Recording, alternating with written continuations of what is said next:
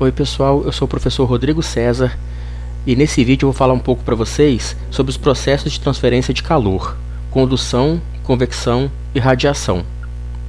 Uma breve introdução. O tempo todo nós vamos utilizar a equação de conservação da energia.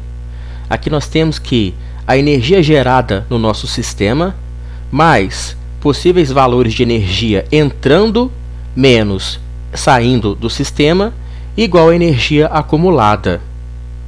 Aqui nós temos, nessas parcelas de energia que entram ou que saem do nosso sistema, é aqui que está contida as taxas de transferência de calor por condução, convecção e radiação.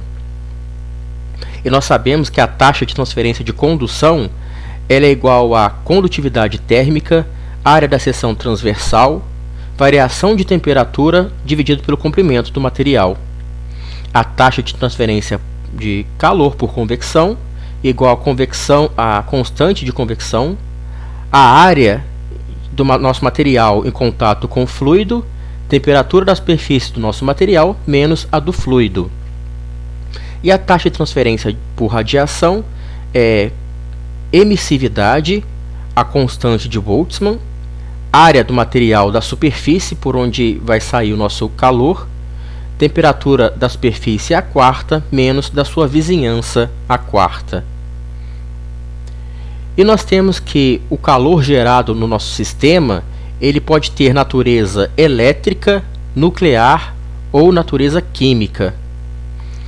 E a energia acumulada no nosso sistema, se é que vai acontecer um acúmulo de energia, esse acúmulo pode mudar o estado físico do nosso sistema ou também mudar a temperatura. Vamos aplicar essas ideias no problema 1.39 que eu tirei do livro do Incropera, de fenômenos de transporte. Aqui nós temos um secador de cabelo, que pode ser idealizado como um duto circular, através do qual um pequeno ventilador sopra ar ambiente. E dentro do qual o ar ele é aquecido por uma resistência elétrica, na forma de um fio helicoidal. Nós temos aqui que o nosso aquecedor ele foi projetado para operar com consumo de potência de 500 watts.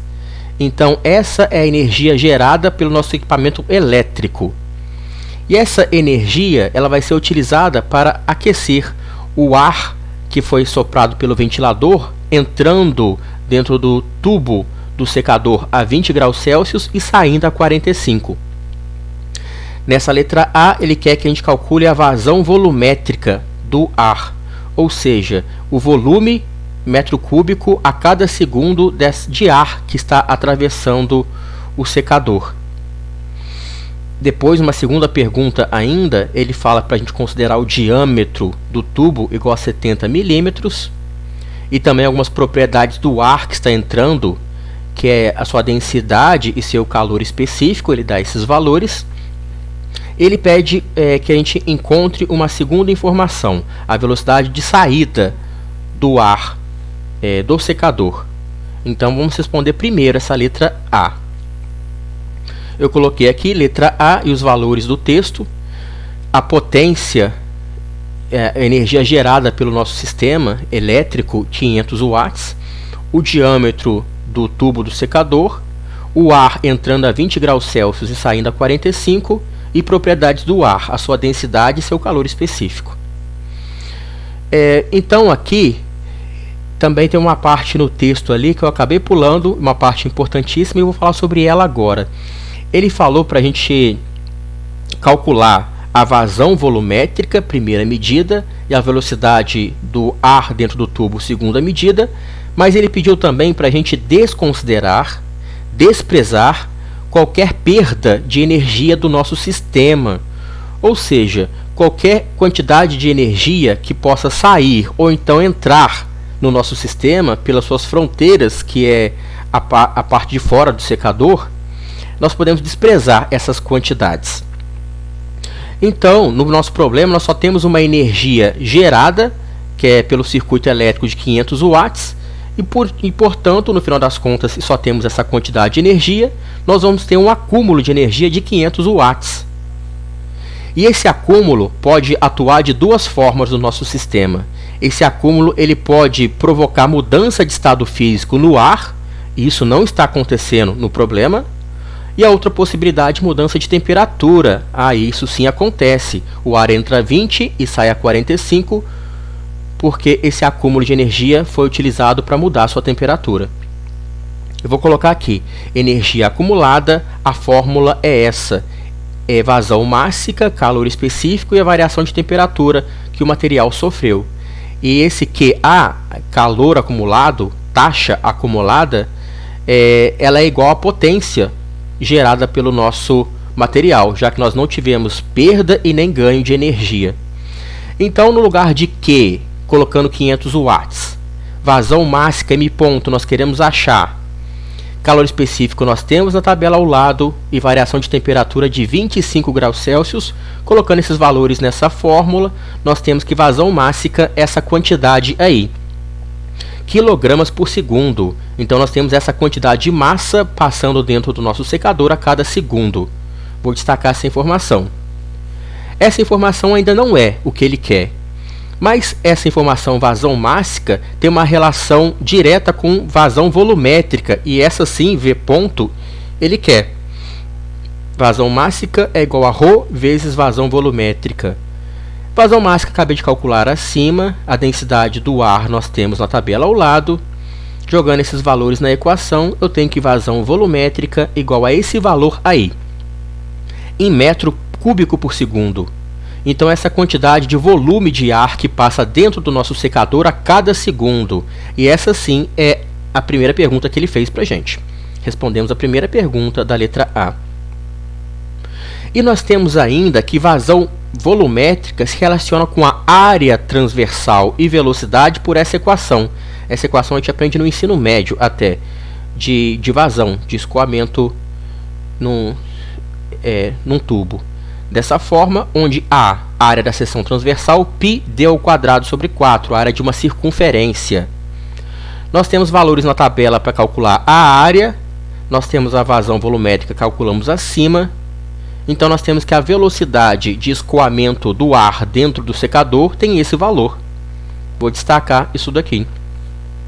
Então pronto, consegui responder a pergunta que ele me fez. Achei vazão volumétrica e achei velocidade de escoamento do nosso material.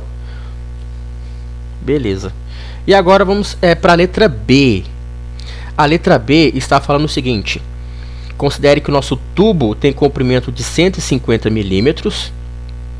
Ele é feito de um material que tem 80% de capacidade de radiação, absorção, na verdade emissão. Ele está presente num ambiente onde o ar que circula nesse ambiente, reparem bem, não é o ar de dentro, é o ar de fora em contato com o secador. Ele está a 4, tem o H, sua constante de convecção, igual a 4 watts por metro quadrado Kelvin. E esse mesmo ambiente, o ar do lado de fora, está a 20 graus Celsius. Ele fala também que a temperatura da superfície do secador está mantida a 40 graus Celsius.